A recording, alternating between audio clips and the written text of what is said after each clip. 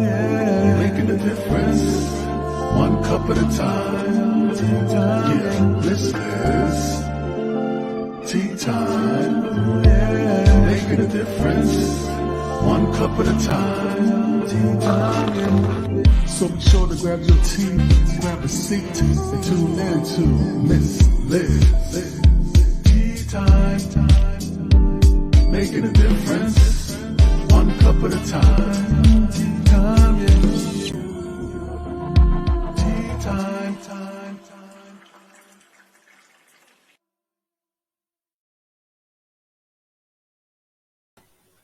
Well, welcome to Tea Time with Miss Liz. That's right. Today I have a special tea time. We have something different. We have a personal story coming into the tea room with Miss Liz. So I'm just going to do a little intro difference with Donna Reason. She's an incredible lady that is in the UK and is opening up and sharing her story today with my audience and my viewers and listeners out there. So I want to do something different when I introduce her today. I want it to, for the audio listeners out there, there will be a video being played. So I'm sorry that you cannot see the video, but you will be able to hear the music. And I do not own any rights to the music that is played in this video. Also, I want to put out that if you would like to leave a comment or give support to Donna today, before leaving a comment or anything, let StreamYard know that it is okay by going to StreamYard.com and giving them permission so that I can bring up your comments. Also, what I'm going to be doing is I want everyone out there that's listening to Tea Time to know that Tea Time is an educational awareness service only. I am not here to give therapeutical advice. Therapy advice. There goes my tongue. There goes Miss Liz spilling the tea, making a difference. And I want you to understand that we all have a story and we all can make a difference when we spill our teas and we open up the doors. So I want to introduce Donna. So I'm going to bring Donna up right after I do her intro video. So I want you to sit back and enjoy this video. And I'm going to introduce her in a different way. So you're going to hear a voice, my voice, introducing Donna in a new way as I play her video. So I'm hoping that this will work because this is my first time. So we will do this and we will see what kind of difference we can make with Donna today.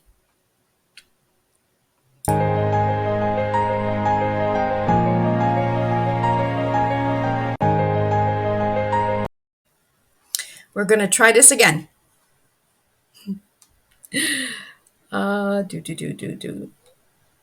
I just want to make sure that this is off so we can get the full version of the video. And here we go. I'm going to introduce Donna and then I'm going to play the video. Today on Tea Time, I bring you a butterfly. That's right, a butterfly. A butterfly that is built to transform and change lives. I bring you Donna Reason, a woman who has been bullied, unloved, trauma, triggers, emptiness, restricted, fear, lies, and yearning. That's right. She is a butterfly of change, a butterfly that will transform. And once you hear her story, you will understand just how powerful your story can make a difference when it's heard through the right ears and eyes. So I ask you to tune in to Donna Reason's story of her butterfly. And let's start with building her wings in part 1. And in part 2, you will see the transformation that has been done through her growth and understanding that her story matters too. So part 1 is the butterfly, part 2 is the transformation. And you will have a strong cup of tea with Donna Reason today on Tea Time with Miss Liz.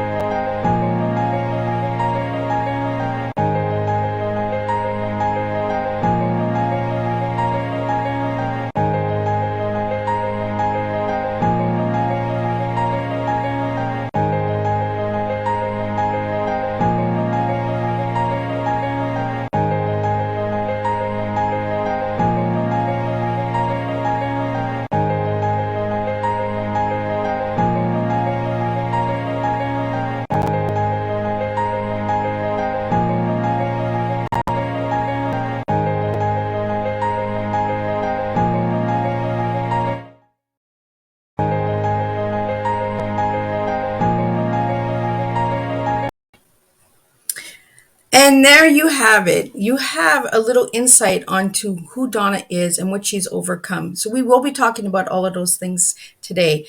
Again, this will be a tea time that may trigger someone. So if you feel that this tea time is not meant for you and it may trigger you, please do not tune in. I do not want to trigger anyone. If you are here and you feel that this story and Donna's story will help you today, do tune in because she does have a powerful story. So I'm going to bring Donna Reason into the studio. So Donna, welcome to Tea Time. It is amazing to have you here all the way from the UK. So Donna, I want to get into who Donna Reason is before we get into the butterfly. So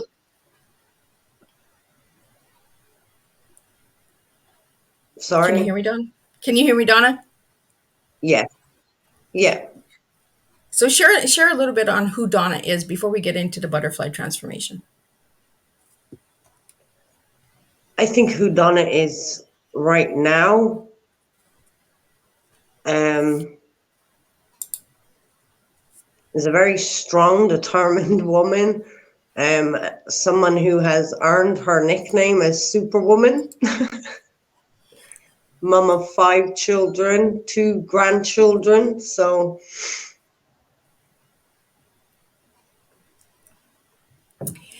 and the way that Donna came to me, she was sent to me through another little earth angel. I'm calling these ladies earth angels because they're being guided. For anyone that is listening out there, survivors need to be guided to one another. We need to find each other. So Donna, thank you for finding me and thank you for connecting with me and taking that step and sharing your story today. So I want to get into the butterfly. As we've seen in the video, the butterfly was bullied. It was unloved. It was trauma and triggers. It was emptiness, restricted, fear, lies, and yearning. So if you look at the video and you watch the video back, for anyone who's watching the replay later, you'll understand what those images were. That was Donna telling her story through images. So Donna, I want to get into the bully part of your life. What was it like as a child and as an adult being bullied?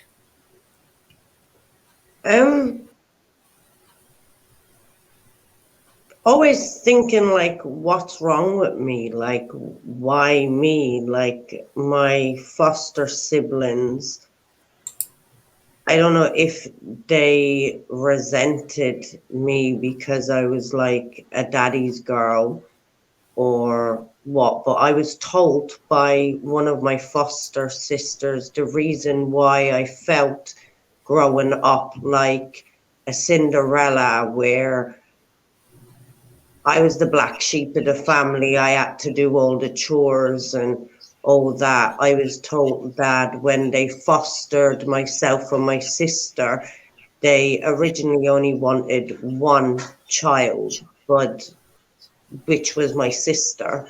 So if they were going to foster her, they had to take me. So it shed a lot of light on, well, oh, that's why I'm being treated different. So a little bit back into your story, a little bit for the listeners that are listening now. You mentioned the foster care system, right? So as a child, you were put into the foster care system, correct? Yes. So do you want to share a little bit on how that became and how that happened and what age you were when you went into foster care? From what I've been told by like the system was when I was born, my first year of life was 15 different homes. So I was kind of back and forth to my mum and in a foster care. I don't really know what went on between 1 and 3, but when I was 4, I was put into foster care with my foster family. So as a child, you were really confused, right? And I think that's where the unloved comes in. I think because all the chopping and changing and then being in I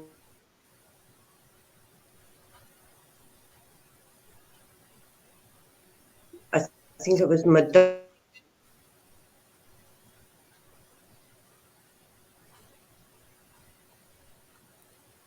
I think we're having some technical issues.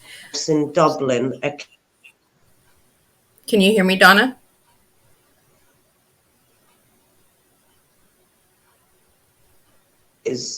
It's doing like a, oh, you're back. Okay. And this happens, and we are live, so it is glitchy. It will be in and out. This is what we do. We show our true colors, right? We show who we truly are. So Donna, continue. Where was I? I heard the word Dublin. That's all I heard. Oh, okay. So I don't know how long I was in. It's a care home, Madonna House. It's no longer there anymore. Seemingly it got shut down.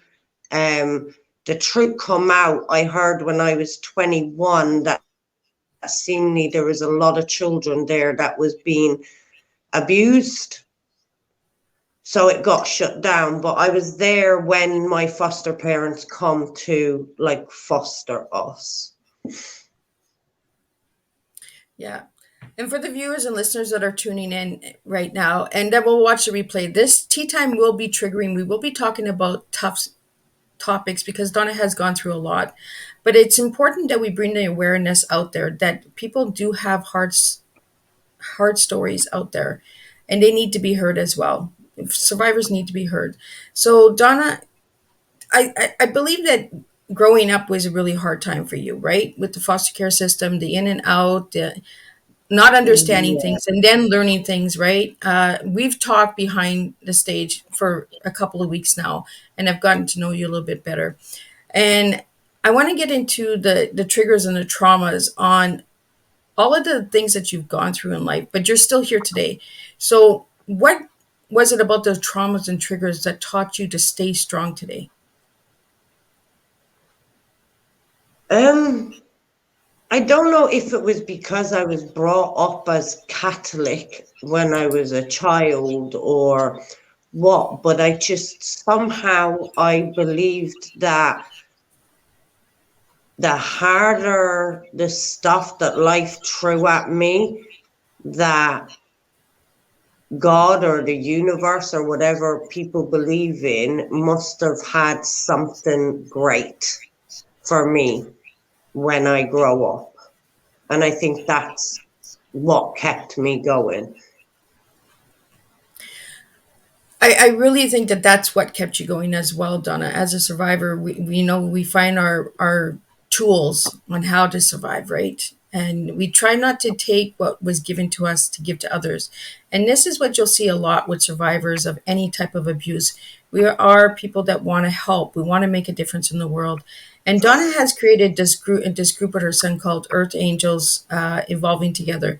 Now, Donna, do you want to share a little bit on that? Because I believe that when we share our stories and we share the reasons why you created this group was because of triggers and traumas and making a difference and getting people to share as well, right? So could you tell us a little bit about that group and what that group does for others out there and how people can connect with you for that group? I originally created Earth Angels Evolving Together because when I started on my spiritual journey, I was getting so wrapped up in like when you originally look up or follow certain people you admire, and one was saying, oh, you have to do this practice, and the other one was contradicting the other one, and it was so mind-boggling. It was like, oh my God, so like this is so difficult. Which one is right? Which one is wrong? And I kind of reached a point where I was like, you know what, I don't even want to follow my spiritual growth or whatever. I give up because this is so hard. And I just thought, I'm doing it my way. I don't care which way is right, which way is wrong, how you do it or Bob does it. I'm going to find my own way. And that's why I created Earth Angels Evolving Together, to show people that you don't have to copy other people in anything, whether it's fashion or a job or whatever. It's just take the little bits from people you admire and make your own, like be Well, unique. and that's what you're doing, right? You're actually being different, and you're doing what works for you and what works for some other people, because not everything will work. And we are in those journeys where we're like, well, this one says this one says that, and it doesn't match. And then we get frustrated because we're like, well, okay, you guys are saying this, but you guys are doing this. So it's completely opposite, right? And Yeah. anybody that has gone through trauma or triggers, when things don't align and they don't make sense, we get really frustrated. We get very emotional. We get very sensitive. And that is because of traumas and triggers. Me and Donna have spoken for a couple of weeks privately through messengers, and I've gotten to know Donna. And Donna is really on a spiritual journey. She really wants to make a difference, and she wants people to understand that her story does make a difference. And your story will make a difference, Donna. The reason that we did the butterfly effect with Donna is because I want to show people that the butterfly is not nice. The butterfly is in goop. The butterfly is a caterpillar that puts everything together. The transformation of the butterfly is what actually opens those wings and creates the beauty. And that's why I wanted to do the butterfly effect with Donna, because when I talked to Donna, she had so much in her story and has gone through so much that I wanted to her to see her transformation. I actually did the butterfly effect for Donna, for you to see the transformation that you've done in your life, because I see it in you. Sometimes we just need that one person that says, I see you. I see what you're doing. I know what you're doing. So her butterfly was also empty. Can you explain to the listeners out there and viewers out there a little bit on the emptiness, on where the emptiness came from? I think over time, like feeling like as a child, feeling like, well, why am I not with my real parents? And why am I here with people that don't care? And the abuse and everything, you you learn to kind of not feel, not think. Just it's kind of like a protection mechanism to keep yourself safe, to be empty, because then if you're empty, you don't have to feel all these horrible feelings. And you see, and this is where you are in the cocoon. This is where the butterfly is, because you're empty, right? And when you're the cocoon is forming. It's in a bunch of goop. It's in all of that stuff. We don't know what the caterpillar actually does until we see that caterpillar actually open its wings. And I like that you say that you're wrapped around, because that's exactly what a cocoon is, right? They're wrapped around in this cone, and they're actually growing. And the world is not seeing how much they're growing inside, because all they see is this cocoon. So they feel trapped, they feel closed in, but that cocoon is actually creating a butterfly. It is actually creating a uniqueness, a difference, because there's not one butterfly out there that is the same. There might be the same similar butterflies with the same name, but they all have their own unique detail. One will have a little speck on it. One will have, a little darker blue. There's always something different. And this is what Donna is. Donna is different. Donna is beautiful. And she has really created a platform for people to connect. The ones that always feel like the outsiders, the ones that feel like they don't belong. This is where Donna's group comes in. There's no judgment. It's, express yourself, be free. And the emptiness is good. It actually grows us. We need to stop being afraid of words. We need to stop being afraid of feelings, because it actually what creates us, what actually makes the difference. Now we take the emptiness and we go into the restriction zone. I call it the restriction zone. Now the restriction zone is when a cocoon, a butterfly is forming, they tell you not to touch the cocoon. And that's what I mean, Donna. Like your story really does resonate with a butterfly, the growth of a butterfly, because as a child, you were restricted, right? You were held Yeah. back and you were told and you were forced to stay in situations that you didn't want to stay in. Could you share a little bit with the listeners out there and the viewers, a little bit on the restrictions, on the things that you were restricted from and what held you back? Um, I think a lot of it was conditioning and the self beliefs, and I was never allowed to be on my own, so therefore I never had an opportunity to like sneak and tell someone what was going on. So I was restricted to who I was allowed to speak to and who would be with me. And in my marriage and stuff, I wasn't allowed to have friends. I wasn't allowed to go out. You know, it's kind of like when you're being abused, whether child or adult, they try and isolate you so the truth can't come out. And that's what it is, right? You couldn't get out. You weren't allowed to get out in some situations in your life. Yeah, like even when I told the social worker, like, I really feel like the foster system has failed an awful lot of people. Like when I was 14, 15, and I told the social worker what my foster dad had done, we sat down with the social worker, my foster dad and my foster mum, and he didn't deny it. And my foster mum was crying and said, "Why didn't you tell me?" I said, "Look, you always tell me you believe the devil before you believe me. So why would I open up and tell you that for you to not believe me?" And then I was told I had to stay there till I was 18, that they would get him help, but there was no help there for me. So from the age of like 14 to 18 till I could leave on my 18th birthday, despite what my foster dad had done, he was the only father I knew. I still loved him. And he was like, "No, I'm not giving you a kiss and cuddle goodnight because you might say I've done something." Or I had his wife and his biological kids saying, "Look what you've done to our family. You've destroyed it."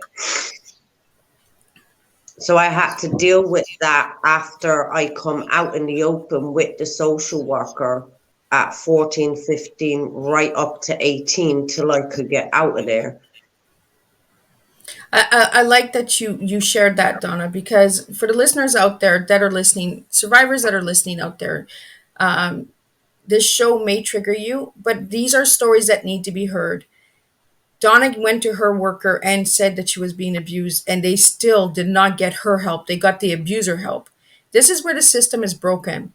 You know, they say children should be feel not afraid of running and asking for help. But when you ask for help and the services are saying, okay, we're going to get the abuser help, but we're not going to help you. And we're going to make you stay there, even knowing that you're being abused, is really, really sad. It is a sad situation. It is sad service, and it needs to be fixed. We need to start fixing these broken links, you know. We really need to start protecting the children. The services are supposed to be there to protect the children, not protect the adults. They're called children's services for a reason. Let's protect these children. You know, Donna's a grown woman and she's an incredible, strong woman for sharing her story with everyone out here today. Donna, I can't even imagine the fear you had for those 4 years, not knowing, right? And that's where the butterfly starts to fly now. We're getting into the flying part. So, and your flying part was fear. Could you share a little bit on the fear of your childhood and even adulthood? Because you said that you were stuck in a marriage where you weren't allowed to do things, right? So you had fear for quite a long time in your life. Yeah, I think I'd say it would have started from like early childhood, because obviously there was no consistency or stability. It was chopping and changing. Like I said earlier, like the first year of my life, I was 15 different homes. So that in itself was kind of like molded me growing up. And then the not having the security or the safety in my foster home with the abuse, and then leaving and having abusive relationships after that. It's like the fear is like, have I got a label on my head? Like, why me? Why is everybody treating me like this? I've always had the fear that everybody just wanted to use me. Like, if they complimented me or was nice to me, that was there an alternative motive, like what's in it for them? Because that's how I was as a child. They were only nice to me so they could get what they wanted, so they could abuse me. Um, and I was scared that nobody would see through the masks I had to wear and pretend to be happy around the social worker and pretend to be happy at church growing up, or pretend that we were a normal family. And I like that you're bringing that up, Donna, because for the listeners out there, especially survivors that are listening that will watch now and watch the replay, this is how we live our lives, right? We put that mask on and try to make everyone love us, but we're so unloved, we're so empty, we're so trauma, triggers. Like your butterfly has really grown in your cocoon. It's really has transformed. And in part two, I'm going to be getting more into the transformation of Donna's story, the beauty of her story and what she does and the incredible kid she has. And she's a grandma. Like, this woman never gave up. She continued on, but that will be in part two. Today, we're talking about part one. We're talking about the butterfly, the creation of Donna. And you can hear these words: bullied, unloved, trauma, trigger, emptiness, restricted, fear. These are words that, as a child, is terrifying to hear. And these are words that Donna gave me because I asked her to share what her butterfly was. So these are her words. This is what she went through. This is her story. Now I want to get into the lies. You spoke a little bit about the lies of the services, the lies of the the the abuse. You couldn't talk about it, you couldn't share about it because you were kind of shunned to the side, or you were blamed. Oh, well, look what you did to our family. Those are things I've heard many times with my family as well, being a survivor. We're the ones that open our mouths and share the ugliness of our families, and we're the ones that actually get pushed to the side. So I want you to get into a little bit of the lies, Donna. What lies were you told as a child and as an adult? I think the biggest lie was they were doing what they were doing because they loved me. And also, I'm living in a dream world and I'd never amount to anything, and that I was stupid, and I would turn out like my biological mother and end up with none of my children. And today, Donna, do you have your children? I have every one of them.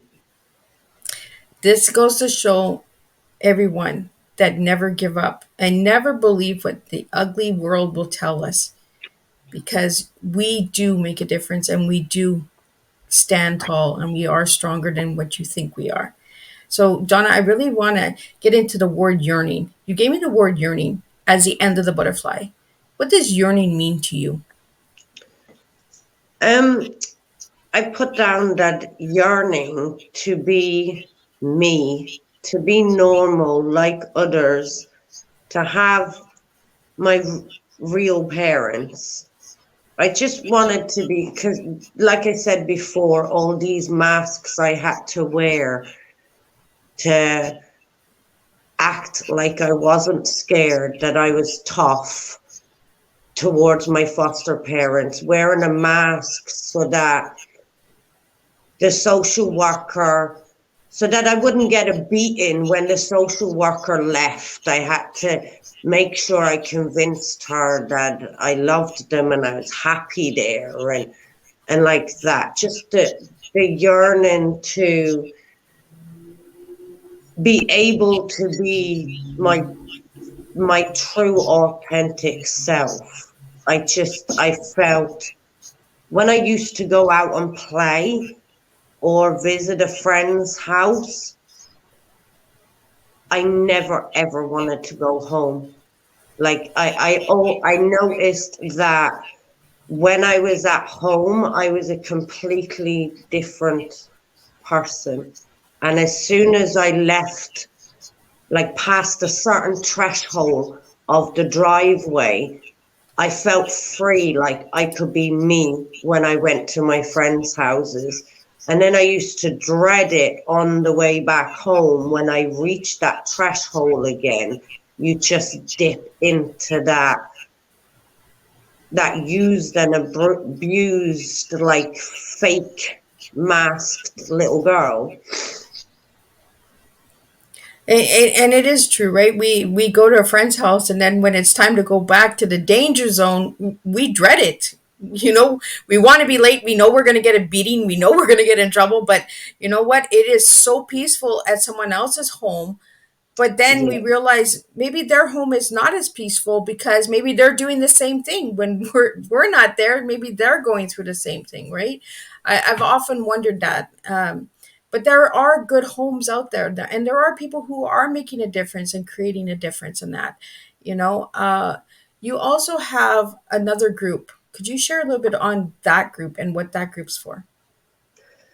It's called the Love Team. I created that for my son Molly because he went through a lot of bullying himself from nursery right up to a year ago. He had racism, prejudice. The schools failed him. For 2 years, he was being ganged up on.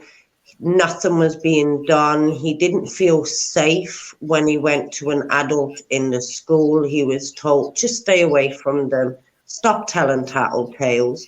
Until after 2 years, two older boys grabbed him round the neck. Then they started to like punish the boys. But by then it was too late because my child was wee in the bed at 7, 8 years of age. All of a sudden he was having nightmares. And because he's mixed, like Nigerian and Irish, he was like, he come to me one day and he said, Mum, I don't know what team to be on. And I was like, what do you mean? He said, well, I got white in me and black in me. And I was like, you don't have to be on either team. I said, you can be on the love team.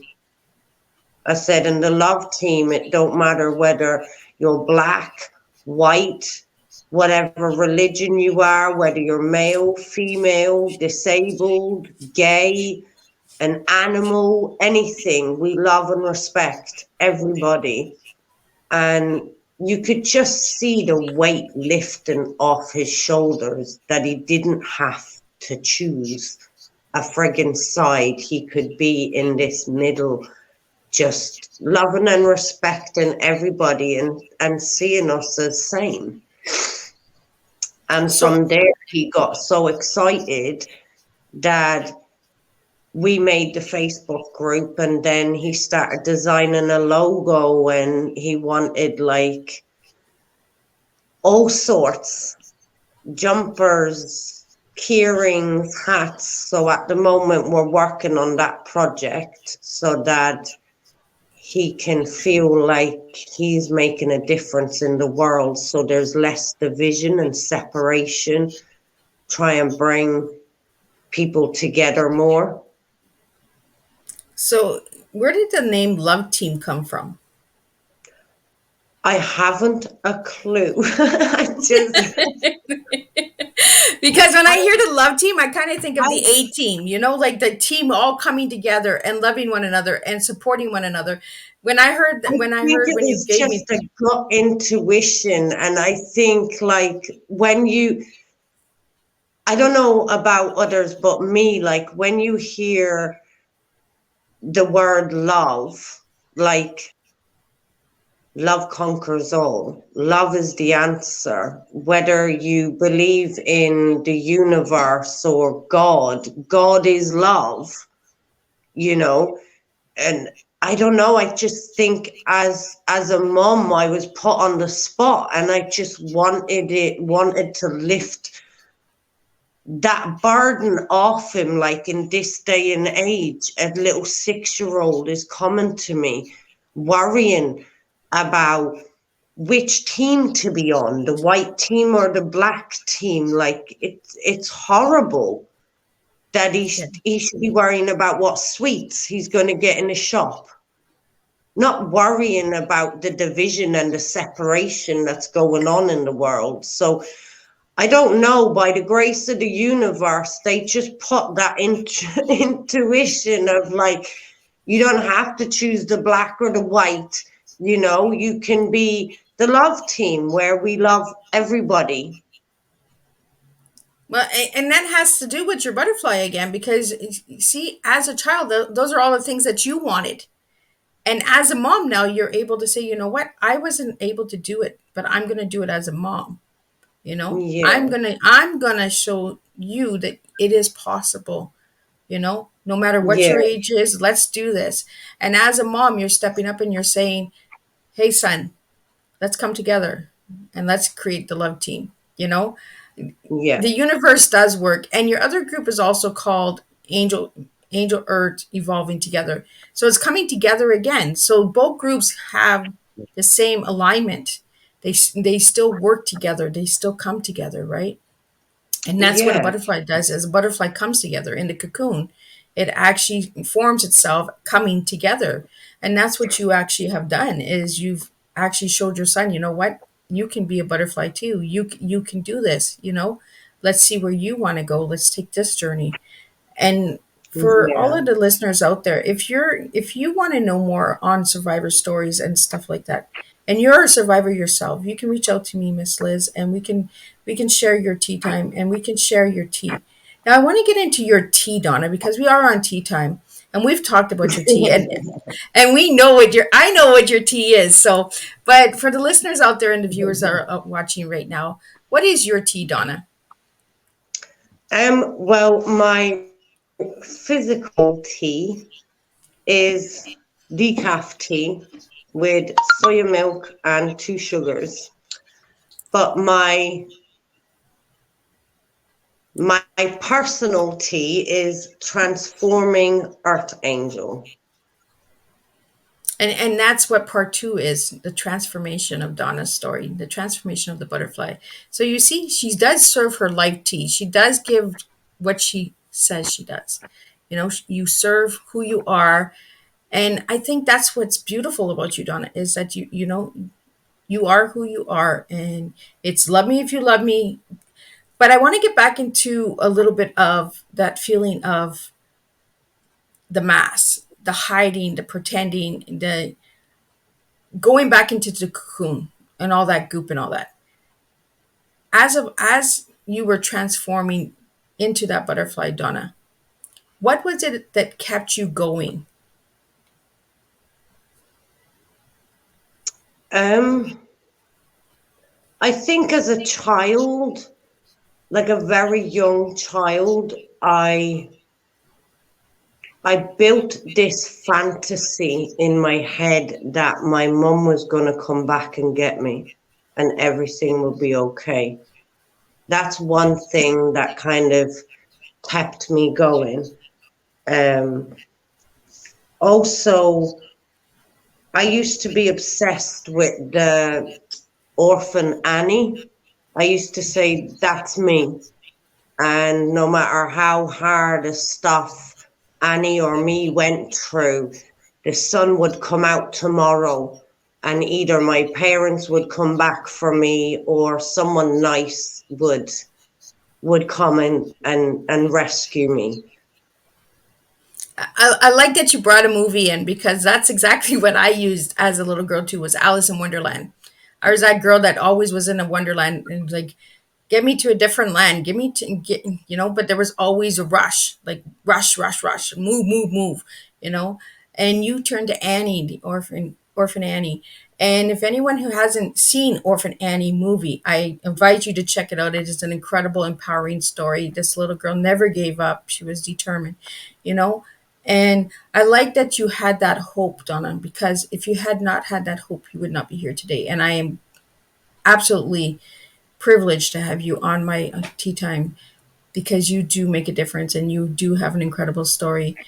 And for anyone who doesn't know Donna's full story and you would like to know more on her story, you can actually reach out to her on Facebook or check her out on the groups, email her, connect with her. I highly advise that we start connecting with survivors and start understanding the similarities because each of our stories are different, but the similarities of our journeys are the same, and this is where we connect. It's the connecting, you know. Another two things that kept me going growing up was we had horses, and I had this horse, Minty. She was white, and she was my best friend, and I knew I couldn't speak to anybody because they'd go back to my foster parents and I'd just get a even bigger beating or whatever. So my security was when I went horse riding, I blurted out everything because I thought my horse can't go and snitch on me, but I'm getting it out. So I'd tell my horse everything, how I felt, and a whole lot. As I got older, I tried to keep a diary, but I wasn't even allowed that type of privacy. They always went through my room. So what I ended up doing was coded. I instead of Wrote in code. writing a instead of writing a diary, I used to write poems to express how I was feeling, but I knew if they found the book, they wouldn't link that like the poem is to do with me, that, oh, she's just writing poems type thing. So that was my kind of way of having my privacy and letting stuff out as well. And I like that you mentioned poems because a lot of survivors will do that. That's our secret code, right? They don't understand our poetry. They'll be like, well, that doesn't make any sense. What is she writing here, But it's our way of releasing, and it doesn't need to rhyme. It doesn't need to be perfect. It's our words. It's, this is how we're feeling. And I like that you brought up them and mentioned journals, because a lot of children that are in abuse situations or going through abuse cannot write and express. And I love that you shared about the horse, because we need to find something that can't go back and tell on us. So we can't get that beating again. We can't get those words, that emotional abuse again, that mental abuse, Oh, you went and told this person. Oh, you did this and you did that. As survivors, we find our tools to stay safe, to survive. And I'm glad that you have that horse, and I love that story. I didn't know that story about Minty, and that's really. And there's that white angel, you said she was white, so you were guided, Now, did you ever get the chance of meeting your real mom or knowing who your real mom was? Yes, growing up, we were allowed write letters. I think it started when we were about 11, 12. We were allowed to start to write to our foster family, our biological family. But I couldn't even write in the letter to my mum, like, look, they're abusing me. Can you come and get me? Like, why did you leave me or anything? Because when we wrote the letter, our foster parents would scan over it, and if they didn't want something in it, it would be edited. And then after that, the social worker would then look at it. And a bit like when someone's in prison, Yep. they go through the letters and they edit what's allowed, what's not allowed type thing. So I was never able to open up and say, so God knows what she's written to me as a child that I've never gotten to hear or read. But when I was 18, then I was allowed her phone number and her address. So we communicated on the phone, and because she was severely dyslexic and epileptic, I was married at the time, and I said, why don't you come over to Ireland and you can live with me and my husband, like we'll care for you. But because her epilepsy was so bad, they wouldn't let her fly or travel. And then when I went through the domestic violence with my husband, I lost her details. And then after so many years, when I was in my early 20s, I got a phone call from, from my uncle saying she was in hospital. And because I was the only one out of 7 that connected with her on a regular basis, she wanted to see me before it happened. So I withdrew all my savings and I scrapped my council house, and we went there and we stayed with my auntie and uncle and looked for a house there. But by the time we got there, she was in a coma. So I did get her a mum ring, and I got her some like religious flashing crosses saying Jesus loves you, and put them by her bed. And I held her hand and I was like, look, you're a gypsy mum, like you gotta pull through, you're tough, you've got 3 beautiful grandkids, and we haven't had a cup of tea or a chat or anything, and we've got so much to catch up on. But she didn't pull through because my cousin was her carer and wasn't giving her epilepsy medicine. So she had that many fits, it was causing her to have heart attacks. Oh. So they had to overdose her on the epilepsy medication to put her in a coma so she wouldn't keep having the heart attacks, but then she didn't pull through. I'm so sorry, Donna, that you had to go through that, you know. And for the listeners out there, what Donna talked about, like the letters being monitored and stuff like that, that is a true thing. When kids are put into foster care systems, I am a child of a foster care system, and my children were also. They do monitor that because they don't want the child to say something or express something. There's a lot of things that need to be fixed. The systems are broken. There are some good foster care homes out there. There are some really individuals that want to make a difference. But there are a lot of homes that are causing abuse themselves. And they don't want to be known. They don't want the public to know about them. So this is why we need to start sharing our stories as survivors. You know, we need to start fixing the broken links.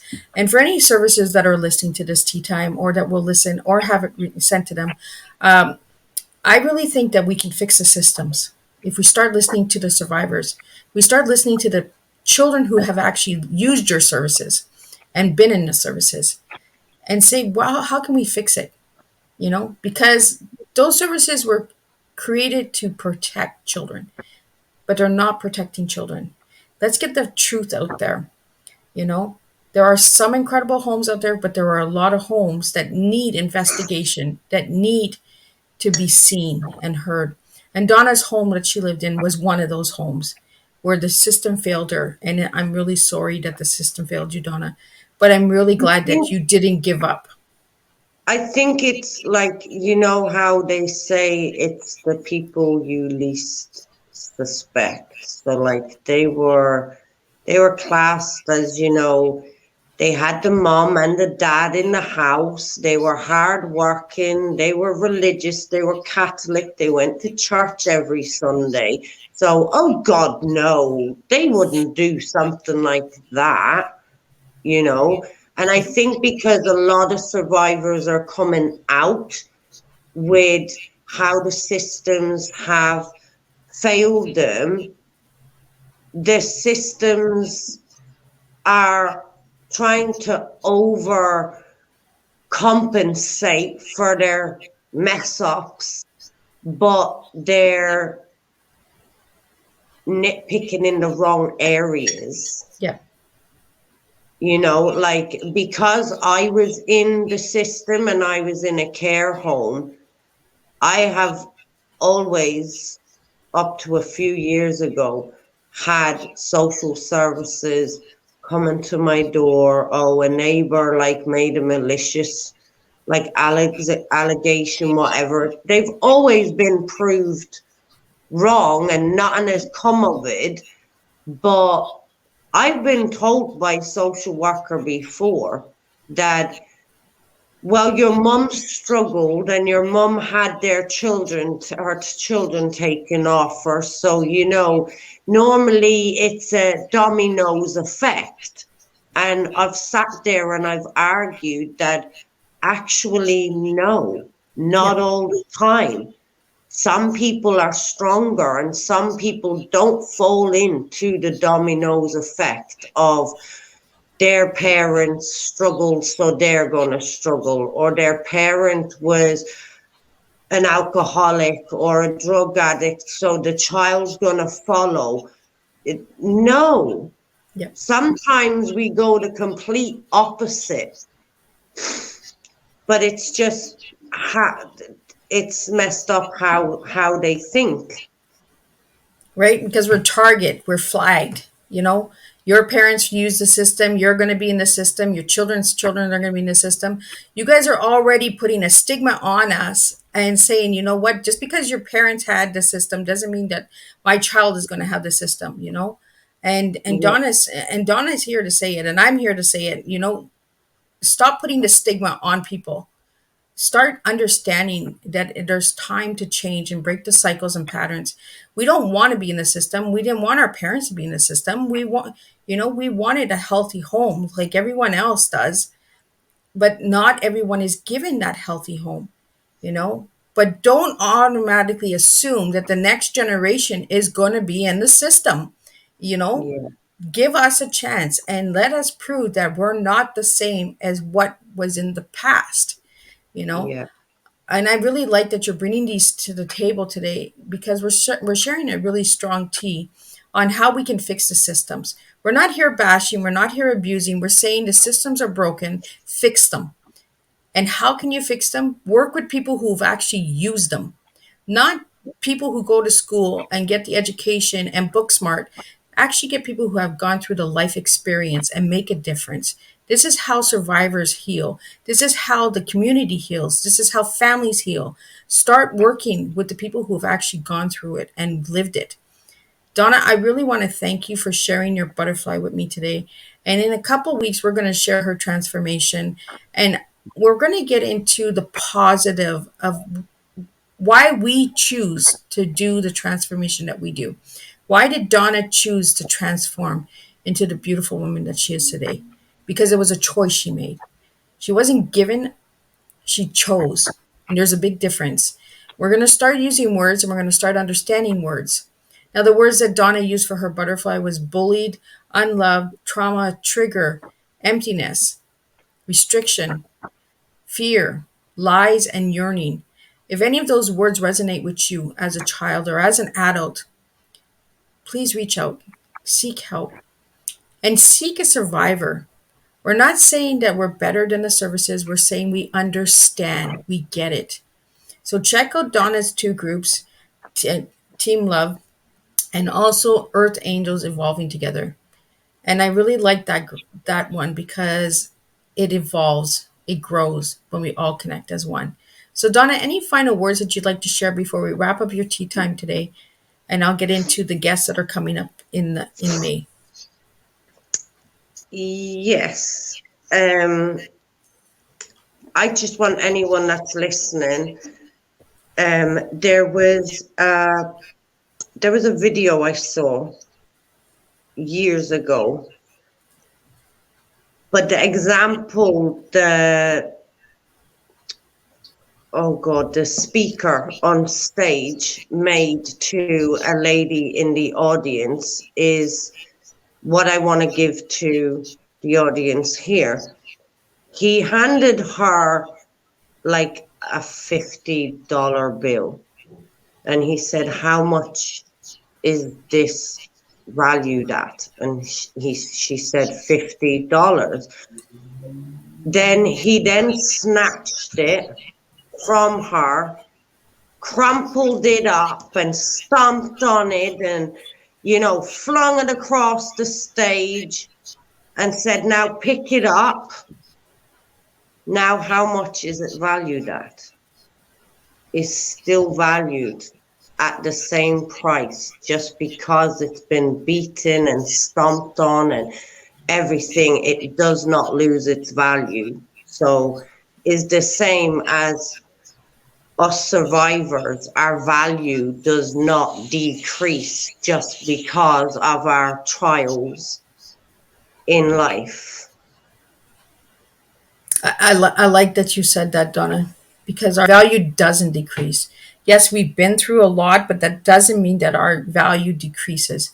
You can stomp on us, you can tear us down, you can throw us to the side, like you said in the video, but we're still valued as a person. We're still valued at that.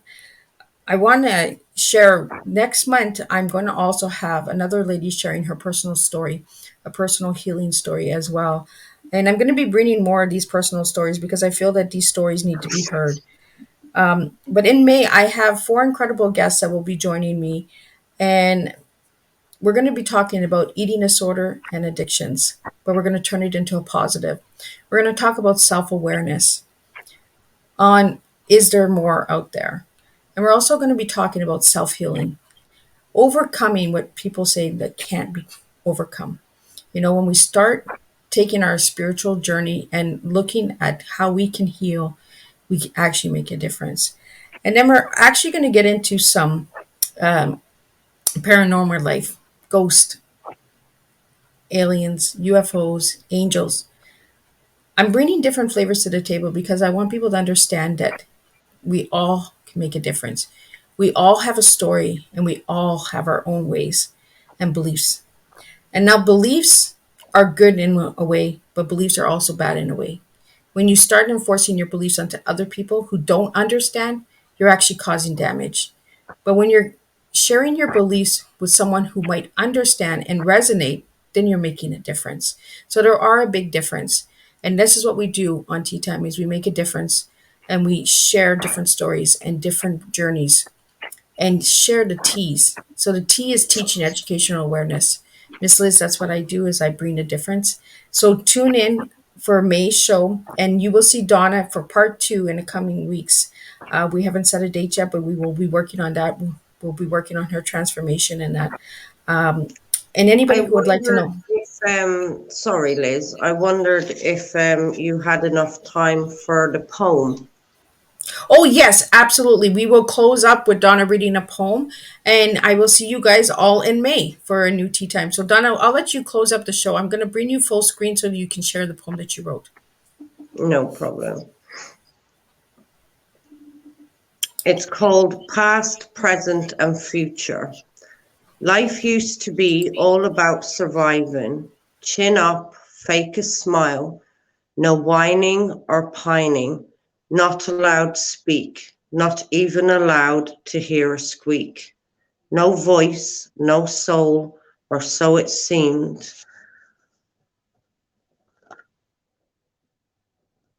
Or so it seemed, locked away young and cold. my soul reaching just to be free, but instead I drown in the four walls. Nothing but lies and wrongdoings, my soul always shouting, get me out of here. Thoughts running through my head, let's burn the house and we'll all be dead. Always stomach sick, unpredictable, what's gonna come next. Scared to dress for fear he's looking. Laying in bed, scared to sleep, for he is always lurking. You want something sweet to eat? Then kisses and cuddles and take a seat. Was any excuse to touch and feel, but one thing was for sure, I mustn't squeal. Now I'm older and far away, safe at last, at least that's what they say.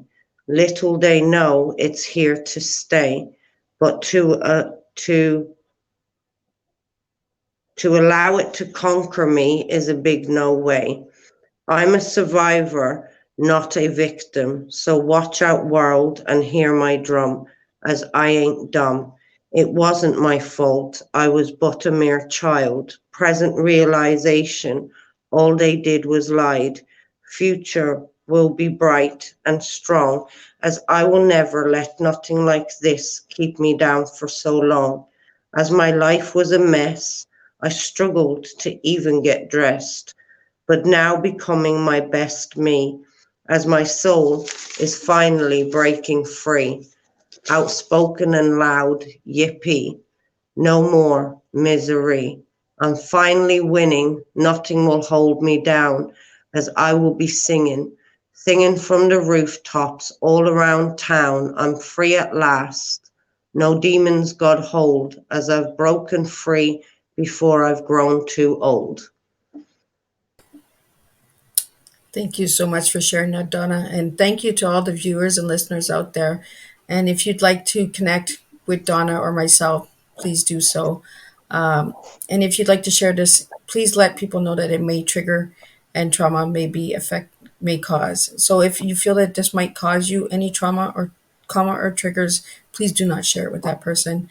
I'm not here to upset anyone. I'm only here to bring awareness and to bring stories to the table. So thank you again, Donna, for joining me today on Tea Time. And Thank you for having me. and thank you, Maria, for tuning in, and all the other viewers that have tuned in. I really do appreciate each and every one of you. And I will see you May 5th for a new Tea Time with Miss Liz. So again, thank you, Donna. Take care. Thank you.